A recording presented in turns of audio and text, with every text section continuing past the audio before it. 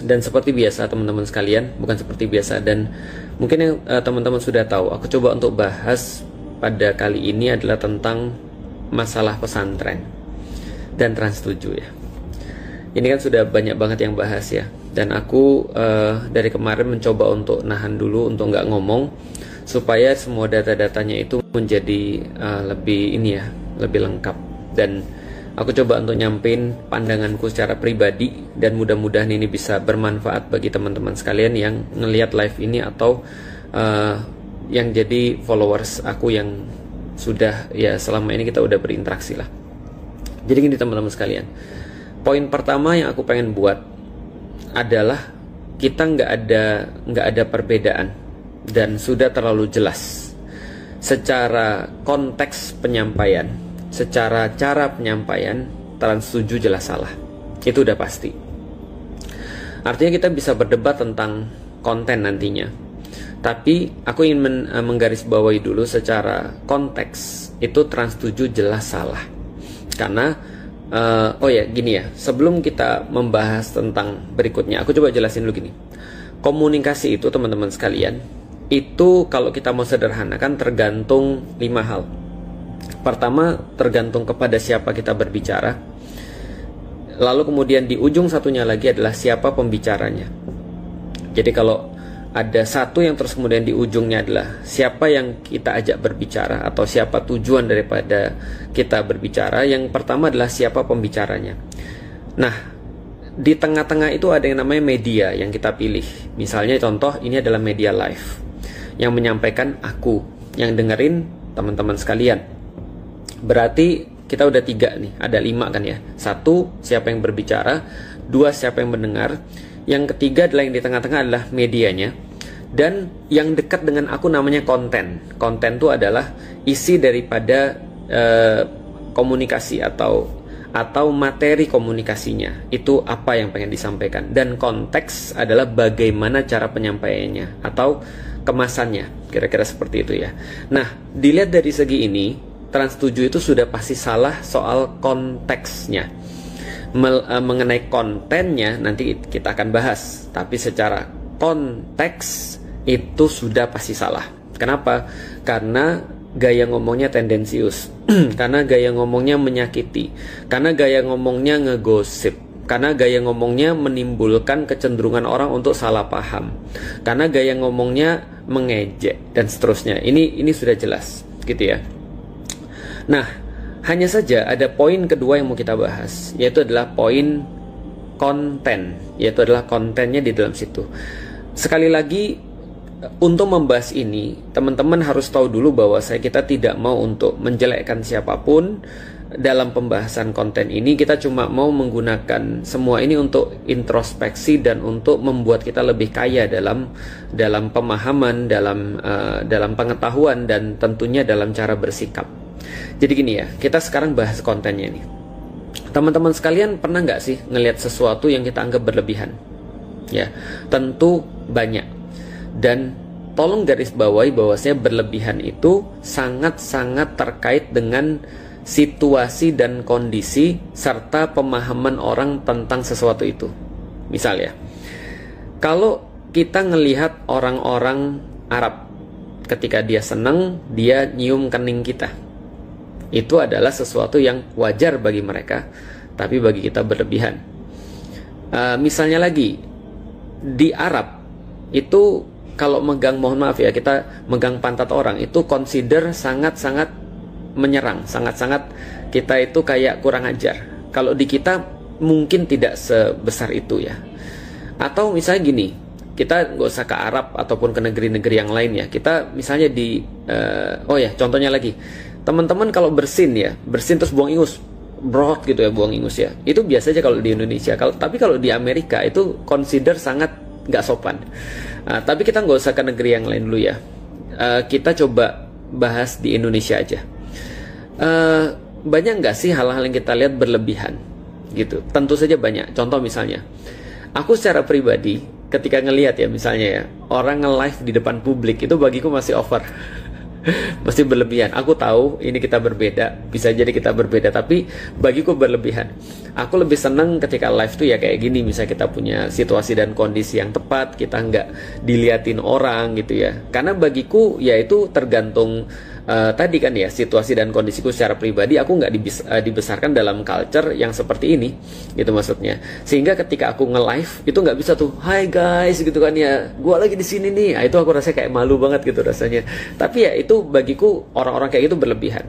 Back then ketika tahun 2009, ketika handphone itu masih jarang-jarang, aku pernah keluar kota dan aku ngelihat orang-orang setelah turun dari pesawat, pas mereka lagi ada di baggage claim, itu mereka semua buka handphone pada saat itu. Dan saat itu belum ada WhatsApp, belum ada media sosial bahkan. Mereka cuma ngecek handphonenya, mungkin ngecek SMS. Terus dalam hatiku, berlebihan banget.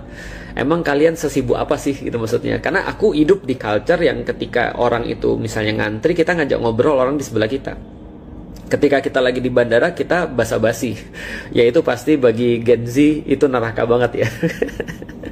Itu kan maksudnya. Tapi coba lihat ya, ternyata pandangan kita tentang berlebihan itu adalah sesuatu yang sangat-sangat subjektif. Sama seperti ketika aku ngelihat ada orang yang menyatakan cinta, misalnya ya, ada orang yang kayak bukan menyatakan cinta, dia ngajak orang nikah, lalu kemudian pakai itu loh, pakai cincin, lalu kemudian kayak propose di depan umum. Itu bagiku berlebihan. Tapi bagi orang lain mungkin keren. Bahkan sekadar bagiku ya, foto prewedding itu berlebihan. Nah, kok gitu amat sih gitu kan ya. Itu bagiku secara pribadi. Atau mungkin dalam hal-hal yang lain lah. Seringkali mungkin kita ngelihat ada orang dalam hal-hal tertentu, misal ya ketika orang-orang yang bukan wibu atau orang-orang yang bukan senang dengan apa ya, kayak bukan senang dengan Jepangan gitu ya, ngelihat orang-orang wibu tuh norak, berlebihan. Atau orang-orang yang kayak aku yang dulu nggak paham sama sekali dengan kayak Korea gitu ya, Korean Wave aku nggak paham, atau K-pop dan segala macam. Aku ngelihat orang-orang yang ngefans kepada K-popers itu berlebihan gitu bagiku ya secara pribadi. Tapi balik lagi, kita belum bahas pada intinya ya. Bagiku berlebihan, tapi mungkin bagi mereka enggak. Kenapa tahu enggak? Karena gini, ternyata berlebihan atau enggak berlebihan itu sangat dipengaruhi oleh yang namanya cinta. Jadi kalau kita mencintai sesuatu, kadang-kadang kita itu saking all outnya dengan sesuatu yang kita cintai itu, sampai-sampai dilihat oleh orang lain yang tidak mencintai atau yang tidak punya perasaan yang sama seperti itu kayak biasa aja. Nah, jadi ini adalah out of love. Kita nggak bisa sih ngomongin orang berlebihan kalau memang yang dilakukan itu adalah out of love. Sama seperti tidak layak bagi orang yang misalnya child free, misalnya ada orang yang memilih untuk child free misalnya, untuk menghakimi ibu-ibu itu kayak kurang kerjaan, atau kok mau sih ibu-ibu itu diperbudak oleh anak-anak, atau misalnya mau-maunya sih direpotin oleh anak-anak. Sedangkan yang ngasuh anak merasa, loh gue melakukan ini nggak terpaksa kok, nggak seperti yang lu pikir gitu maksudnya. Gue nyebokin anak seneng gitu, gue bangun di malam hari ngelayanin anak gue, ya seneng gitu maksudnya. Kenapa? Karena out of love gitu maksudnya. Jadi kalau ada orang melakukan out of love, ya kita nggak bisa nyalahin gitu, dan tidak juga bisa kita katakan berlebihan, karena kita sendiri pasti ketika kita menyenangi sesuatu atau kita menyukai sesuatu, kadang-kadang kita pasti melakukan perkara-perkara yang nggak masuk akal. Misal ketika kita dengan Rasulullah, kok bisa orang dibacain cerita terus tiba-tiba nangis? Ketika orang ingat Rasulullah, dia nangis, lalu kemudian dia pengen untuk melakukan sesuatu buat Rasulullah, ya mungkin nggak masuk akal. Teman-teman tahu nggak sih bahwasanya kita puasa itu bagi orang-orang yang lain nggak masuk akal. Ibu bapakku dulu ketika pertama kali dengerin aku mau puasa, mereka bilang nggak masuk akal, ngapain lu lapar di saat ada makanan gitu kan ya. Bagi dia pergi ke Mekah itu nggak masuk akal, ngabisin duit sebanyak itu cuma untuk sholat aja di sana, itu nggak masuk akal gitu maksudnya. Atau bagi mereka mencium hajar aswad, berebut mencium hajar aswad, itu bagi mereka nggak masuk akal. Kenapa? Balik lagi, because they don't share the same things that we love. Karena mereka tidak merasakan apa yang kita rasakan, maka itu menjadi sangat aneh bagi mereka, dan menjadi menjadi sesuatu yang normal apabila kita coba untuk memahami bahwasanya perlakuan itu adalah out of love, atau karena kita merasa sangat sayang. Artinya secara konten itu memang bisa debatable, karena kalau kita bicara tentang kelakuan-kelakuan ataupun aktivitas-aktivitas orang di dalam pesantren, yaitu memang terkadang menjadi tidak masuk akal bagi orang-orang yang tidak memiliki rasa cinta yang sama, gitu maksudnya. Oke, aku disclaimer, memang betul aku bukan anak pesantren. Aku bahkan bukan muslim pada awalnya. Tapi bukan berarti aku tidak bisa atau tidak boleh belajar atau tidak boleh ngomong tentang pesantren. Karena anak-anakku 2 pesantren. Dan aku secara pribadi sangat-sangat dekat dengan kehidupan pesantren, gitu kan ya. Nah, artinya aku ngerti banget sih ketika ada beberapa aktivitas di pesantren. Oh ya, by the way, ini mungkin bakal lama ya. Jadi kalau misalnya bagi teman-teman yang perlu penjelasan singkat, mungkin nggak di sini ya. Aku coba ingin menjelasin pola pikirku. Nah, jadi balik lagi ke situ, mungkin ada banyak sekali hal-hal yang kelihatan aneh yang dilihat oleh orang-orang di pesantren, terutama bagi orang-orang yang memang nggak pesantren, gitu maksudnya, dan tidak share dengan rasa cinta yang sama. Misal contoh kayak gini ya. Saking terus kemudian kita itu hormat sama guru kita tuh saking sayangnya sama guru-guru kita di pesantren gitu ya, itu terkadang, bukan terkadang, ada beberapa kayak aturan-aturan yang nggak tertulis ya. Misalnya kalau dia belum ngomong, kita nggak ngomong. Kalau dia nggak nanya, kita nggak jawab. Atau sekedar kayak memandang beliau aja kita kadang-kadang merasa takut, merasa kayak merasa nggak pantas. Ini bukan feodalisme dan juga bukan sesuatu yang berlebihan, tapi menurutku ya out of love. Sama seperti ketika seorang anak atau seorang yang jatuh cinta itu kadang-kadang suka aneh-aneh gitu maksudnya. Ya lihat tuh kurang aneh apa orang-orang yang jatuh cinta, gambar-gambar di meja gitu kan ya, kirim salam, lalu kemudian beliin barang, lalu kemudian ngomong sendiri, buat puisi gitu ya. Kan sama aja kan sebenarnya kan ya. Ketika ketemu dia nggak bisa mandang, jangankan mandang orangnya, mandang sendalnya aja dia udah deg-degan gitu. Nah, sama ketika ada orang yang ketika dia itu merasa bahwa gurunya itu benar-benar membantu dia, gurunya itu benar-benar menjadi patronnya dia punya sikap tertentu terhadap gurunya itu yang mungkin hanya bisa dimengerti oleh orang-orang yang mungkin share sekali lagi rasa cinta yang sama. Begitu pula ketika aku pernah di pesantren, pernah datang ke pesantren maksudnya, lalu kemudian ngelihat di situ kebiasaannya sangat luar biasa menurutku. Ketika gurunya lewat itu mereka langsung freeze gitu. Jadi mereka langsung diam, terus nunduk, terus kemudian memberikan penghormatan pada gurunya. Mungkin gurunya nggak minta ya, tapi itu adalah sesuatu tradisi yang berlangsung terus-menerus karena menghormati ilmu yang ada pada guru itu. Dan disitulah aku belajar ketika di pesantren. Memang betul kata-kata adab lebih utama dari ilmu. Itu benar banget. Dan memang dalam sebuah dunia ilmu di dalam Islam, adab itu sangat-sangat berharga melebihi ilmu. Bahkan ada pepatah yang mengatakan bahwasanya kalau kita punya adab, itu bisa menutupi sedikit ilmu yang kita punya. Tapi ketika kita punya banyak ilmu, itu tidak bisa menutupi sedikitnya adab. Artinya sampai kapanpun adab itu lebih disenengin daripada ilmu. Ya sama seperti kita lebih senang dengan teman-teman kita yang misalnya nggak terlalu pintar, tapi dia itu likeable, dibandingkan dengan orang-orang yang sebelable. Jadi yang sangat mudah sekali disebelin gitu maksudnya, walaupun dia pintar gitu kan ya. Itu kelihatan kayak show off gitu gak sih? Artinya ya likeable itu adalah bagian daripada adab gitu. Nah adab ini adalah tulang punggung di dalam pendidikan. Karena memang bedanya antara pendidikan yang berorientasi pada barat dengan pendidikan yang berorientasi pada timur, kebanyakan termasuk Islam dalam hal ini, adalah pendidikan barat itu lebih kepada transfer of knowledge, sedangkan pendidikan ketimuran itu lebih kepada transfer of karakter. Maka di dunia pendidikan termasuk di pesantren, transfer of karakter ini menjadi sesuatu yang justru diunggulkan di dalam sistem pendidikan. Artinya gini, aku secara pribadi, aku sering ngomong, aku lebih rela punya anak yang gak juara satu, atau bahkan dia juara terakhir di kelas, atau bahkan dia tidak punya ilmu yang bisa dibanggakan sama sekali, tapi dia menjadi orang yang berbakti pada orang tua, dia menjadi orang yang baik pada sesama, dia gak menyakiti orang yang lain, dia cinta pada Allah dan Rasulnya, ketimbang punya anak yang berderet gelar, tapi dia tidak punya adab atau tidak punya ilmu. Misalnya dia ngomong sama orang tuanya bentak, atau dia ngomong sama orang tuanya kasar, atau misalnya dia berani untuk ngedebat orang tuanya dalam perkara-perkara nasihat yang biasa, atau sekedar dia berkata pada orang tuanya, alah ngerti apa lu gitu misalnya. Artinya ini adalah sesuatu justru keunggulan yang ada di pesantren. Pesantren itu mengajarkan akhlak yang sangat luar biasa. Bukan akhlak aja, adab di atas ilmu. Ini adalah sesuatu yang sangat penting banget.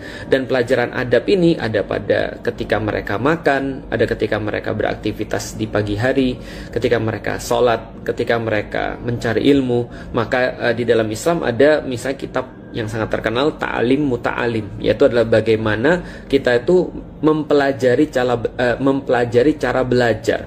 Jadi bagaimana adab-adab sebagai seorang pembelajar. Karena adab sebagai seorang pembelajar ini penting banget. Apalagi kita di kalangan para pembelajar ini senantiasa dikasih tahu bahwasanya memang ilmu itu bisa didapat dengan belajar. Tapi manfaat ilmu itu hanya bisa didapat ketika guru itu ridho sama kita.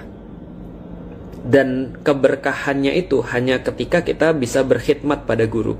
Sehingga ya wajar banget ketika orang-orang yang belajar di pesantren itu mereka pengen banget tuh khidmat pada guru dengan segala cara. Misalnya dengan sesederhana mijitin, dengan sesederhana misalnya kayak ngambilin air, sesederhana nyiapin keperluan-keperluan ustadznya, sesederhana misalnya disuruh-suruh. Ya seperti orang-orang jatuh cinta tuh senang disuruh-suruh gitu maksudnya. Ya lihat aja tuh orang-orang jatuh cinta kan senang tuh disuruh-suruh, malah minta disuruh apa lagi gitu maksudnya. Nah ini yang pertama. Jadi justru keunggulannya itu ada pada adab. Nah sekarang kita bahas yang sebaliknya. Tapi betul bahwasanya kita sudah tahu lah, kalau di dalam ilmu etika atau di dalam ilmu dalam ilmu syariat juga ya, segala sesuatu yang tepat itulah yang benar. Tapi kalau itu sudah mulai melebihi, atau ada salah satu pihak yang memang nggak paham atau nggak ngerti, akhirnya yang terjadi bukan suatu kebaikan, tapi yang terjadi adalah malah keburukan. Misal ya kayak gini ya, kalau andaikan murid itu ketika di dalam Islam sangat menghormati gurunya, sangat memuliakan gurunya, itu adalah sesuatu adab yang diajarkan di dalam Islam. Karena rasa cinta mereka juga, mereka sampai melakukan sesuatu yang misalnya seolah tidak masuk akal, seperti kayak berlutut di depan gurunya, ataupun nunduk membungkuk di depan gurunya. Mungkin itu nggak masuk akal, mencium tangan, ataupun mencium kakinya, atau mencium apanya lah, terserah. Nah, di sisi itu, di titik itu misalnya muridnya menghormati gurunya, tapi gurunya tidak menghormati muridnya dalam tanda kutip, maka terjadilah hal-hal yang kita nggak inginkan. Jadi seolah-olah guru itu tidak punya aturan, atau seolah-olah cuma murid yang dituntut untuk punya adab, tapi adab guru tidak diperhatikan. Jangan salah loh, tidak hanya murid yang belajar tentang adab-adab dalam belajar. Di dalam Islam itu ada juga adab guru. Ada adab guru, misalnya sebelum dia ngajar dia berwudu, sebelum dia ngajar dia memakai pakaian yang terbaik, sebelum dia mengajar dia meminta tolong kepada Allah agar apapun yang disampaikan ini menjadi manfaat bagi pada murid-muridnya. Sebelum mengajar dia memperhatikan apakah semua pelajaran-pelajarannya sudah dia persiapkan. Lalu kemudian ketika dia mengajar dengan suara yang tegas, dengan nada yang baik, dengan penuh perhatian, kelemah lembutan. Kalaupun dia mau menghukum, dia pastikan dia menghukum bukan karena emosi, tapi menghukum karena Allah misalnya. Dia perhatikan bagaimana cara gerak-geriknya, karena dia tahu setiap gerak-geriknya itu ditiru. Itu adab guru tuh. Nah coba bayangin, andaikan yang dituntut hanyalah adab murid, tapi adab gurunya nggak ada, ya jadinya nggak lengkap. Itu yang aku bilang tadi. Di sini letak debatable-nya. Artinya kita tahu bahwasanya keunggulan pesantren itu, kita mengharapkan anak-anak ketika masuk ke pesantren mereka keluarnya punya adab. Tapi kalau mereka keluarnya misalnya justru tidak beradab, lah terus keunggulan pesantrennya di mana? Tapi dia sangat beradab pada gurunya, tapi gurunya nggak beradab. Gimana nih ceritanya nih? Nah maka kita harus tahu nih bahwasanya bukan hanya muridnya yang dituntut beradab, tapi gurunya juga beradab. Misal, aku pikir tidak ada adabnya ketika seorang guru mencontohkan misalnya nendangin makanan. Aku pikir aku masih mencari ya, di mana adabnya ketika misalnya dia berbuat misalnya kayak kasar dengan murid-muridnya, atau bahkan memanfaatkan memanfaatkan posisinya sebagai guru untuk melakukan pelecehan seksual misalnya. Ini kan problem-problem juga yang juga ada. Atau memanfaatkan untuk misalnya untuk meraih duniawi. Ini kan sesuatu yang juga kita lihat juga ada. Nah, ini yang menjadi problematika yang orang-orang tuh nggak suka. Jadi yang orang nggak suka tuh bukan pesantrennya. Semua orang tuh pasti sepakat bahwasanya pesantren itu adalah tempat untuk membangun adab, dan semua sepakat bahwasanya adab itu penting. Mereka semua sepakat, dan mungkin hampir semua bisa menerima bahwasanya ketika ada orang mencintai orang lain, mereka bisa memahami kenapa orang tuh berbuat kayak aneh gitu maksudnya, dan kayak berlebihan. Tapi yang orang tuh nggak paham dan orang tuh nggak terima adalah ketika lu bilang adab tapi lu nggak mencontohkan adab. Itu maksudnya tuh. Artinya kalau kita lihat secara fair, berarti bukan hanya murid yang punya adab, harusnya guru juga punya adab. Tidak misalnya joking dengan yang jorok misalnya, atau tidak misalnya memanfaatkan posisi, atau misalnya tidak berbuat sesuatu yang tidak beradab. Karena ya kita tahu bahwasanya ada pepatah, kalau guru kencing berdiri, maka murid kencing maraton. Jadi nggak bisa kayak gitu juga gitu maksudnya. Jadi menjadi guru itu atau mengatakan adab di atas ilmu itu tidak membebaskan kamu daripada menjaga dirimu untuk beradab juga gitu. Atau tidak serta-merta ketika dikatakan bahwasanya kamu tuh kiai lantas kamu nggak punya batasan. Justru ketika aku semakin belajar, aku semakin ngerti bahwasanya guru itu punya lebih banyak kewajiban daripada murid. Aku ingat banget Ustadz Hafiz Abdurrahman, beliau juga pesantrenan. Beliau juga punya nasab ilmu daripada guru-guru beliau di pesantren. Beliau ngomong begini, wasiat daripada guru-gurunya. Dia bilang, kalau kalian ngajarin orang, pastiin kalian melakukan lebih banyak daripada apa yang kalian minta orang untuk lakukan. Jadi kalau kalian minta orang untuk beradab, pastikan kalian menunjukkan yang lebih daripada itu. Kalau kalian nyuruh orang sholat malam, maka jangan sampai kalian sholat malamnya nggak seberapa. Atau jangan sampai ketika kalian nyuruh orang untuk melakukan sesuatu, kalian nggak punya modal itu. Jadi pastiin kita tuh lebih berat, karena memang tugas guru tuh lebih berat daripada murid-muridnya. Karena guru itu ya seseorang yang digugu dan ditiru. Terus apa yang mau digugu, apa yang mau ditiru, kalau nggak ada apapun yang bisa dilihat dari situ. Artinya semakin orang tuh punya ilmu, harusnya adabnya semakin bagus. Ketika kita ngajarin orang punya adab, maka adabnya harus semakin bagus. Itu poin kedua. Kalau masih kuat, poin ketiga. By the way, aku lagi ada di Samarinda nih. Ada di Samarinda. Di sini udah mau maghrib. Tapi ya nggak apa-apa lah. Kalau di tempat teman-teman kan rata-rata dari WIB ya. Dari WIB ya. Nah, WIB mungkin belum maghrib. Nanti kalau maghrib aku hentiin deh. Nah, yang ketiga teman-teman sekalian, how to response. Ini yang paling buat aku kecewa serius. How to response. Jadi gini ya.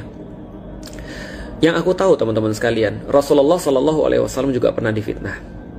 Beliau pernah difitnah dan para sahabat ngamuk ketika beliau difitnah. Tapi ketika beliau difitnah dan sebagaimana seharusnya ketika kita difitnah, maka kita coba untuk memilih respons mana yang paling bagus ketika kita difitnah. Jadi gini ya, coba kita bahas satu persatu. Ini teman-teman sekalian, ketika Trans 7 berbuat sesuatu yang salah, kita udah bahas di poin yang pertama. Dan sebagaimana orang-orang ngejek yang lain, apa yang orang-orang tuh harap ketika orang tuh ngejek seseorang? Orang tuh marah, orang itu balas, sehingga dia bisa bilang, bener kan yang gue bilang? Artinya orang-orang yang ngejek itu seneng ketika direspons dengan cara marah-marah atau ngamuk-ngamuk. Nah, artinya kalau kita merespons dengan cara seperti itu, kita udah masuk dalam jebakannya. Dan justru kita tidak menunjukkan sesuatu yang harusnya kita tunjukkan. Kalau dikatakan misalnya, dasar lu gak beradab, terus kita ngamuk, terus orang bilang, bener kan lu gak beradab. Nah, dan bukan seperti itu cara yang ditunjukkan oleh orang-orang di zaman dulu. Jadi di zaman dulu Rasulullah ketika difitnah, beliau tidak membalas dengan sesuatu yang lebih buruk, atau dengan mengatakan wajarlah gue lagi marah nih, gak gitu. Lalu ngomong mohon maaf ya, nama-nama binatang, lalu kemudian ngata-ngatain orang berbuat sesuatu yang lebih parah dan segala macam. Ini cara respons. Ingat teman-teman sekalian, Islam itu adalah agama yang mengajarkan cara respons terbaik terhadap satu hal. Karena merespons itu bisa banyak hal. Misal ketika kita mendapati keluarga kita meninggal, kita bisa merespons dengan banyak hal. Tapi Islam itu mengajarkan respons yang terbaik. Respons yang terbaik itu adalah bagaimana caranya supaya outcome daripada permasalahan itu sesuai dengan yang kita inginkan. Pertanyaannya sekarang, teman-teman lihat bagaimana respons, mohon maaf, teman-teman daripada pesantren ketika dalam kasus ini. Yang mau aku tanya adalah, kalau ada orang-orang di luar sana yang masih nimbang-nimbang anaknya mau disekolahin ke pesantren atau tidak, dia kira-kira mau nyekolahin anak di pesantren atau enggak tuh? Kalau dia dapati, oh ternyata selama ini yang dibilang itu adab di atas ilmu, tapi demomu nggak punya adab. Tapi caramu merespon nggak pakai adab juga. Dengan alasan apa? Dengan alasan wajarlah gue lagi marah nih, gitu kan ya. Wajarlah gue lagi nggak enak nih. Nggak bisa.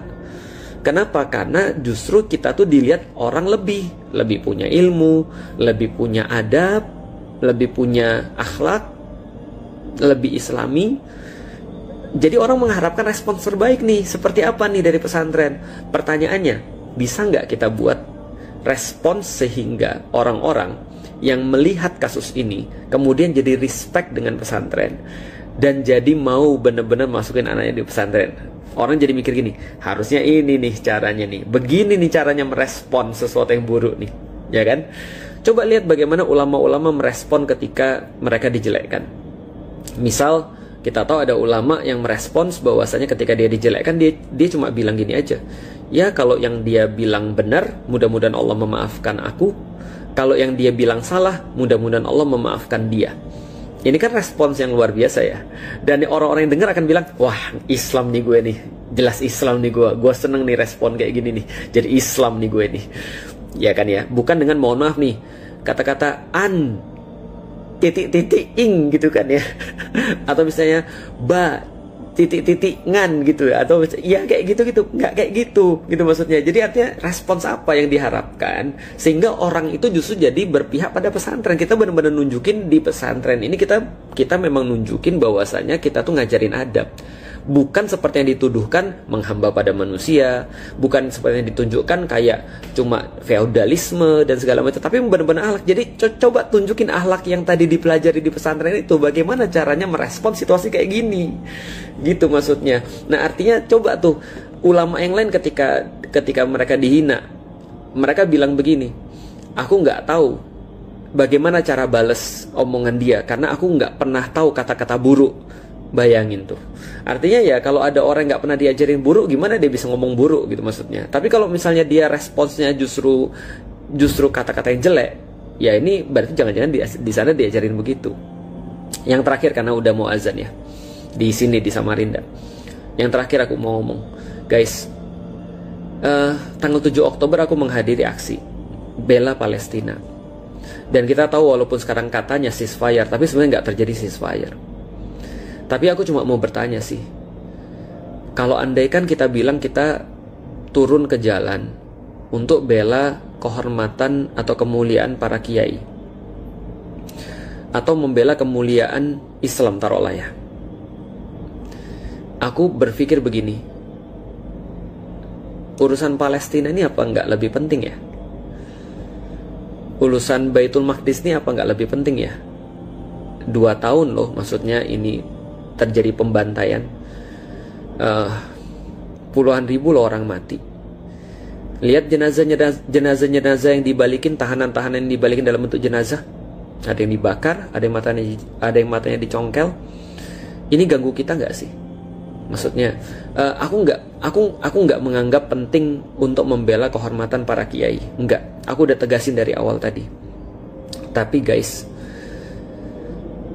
jangan sampai ini semua jadi pengalihan sesuatu yang lebih penting yang harusnya kita lakukan. Kalau mau beresin, segera beresin. Tunjukin akhlak yang baik. Gimana caranya orang tuh merespon sehingga orang pengen pergi ke pesantren. Orang ngelihat pesantren tuh bener-bener ngajarin adab. Yang berikutnya, umat masih punya banyak sekali tugas. Jangan sampai kita akhirnya cuma dilihat sama orang, oh dia cuma membela kepentingan kelompoknya aja, sedangkan kalau yang lain ada masalah dia tidak mau untuk turun, padahal itu masih muslim juga.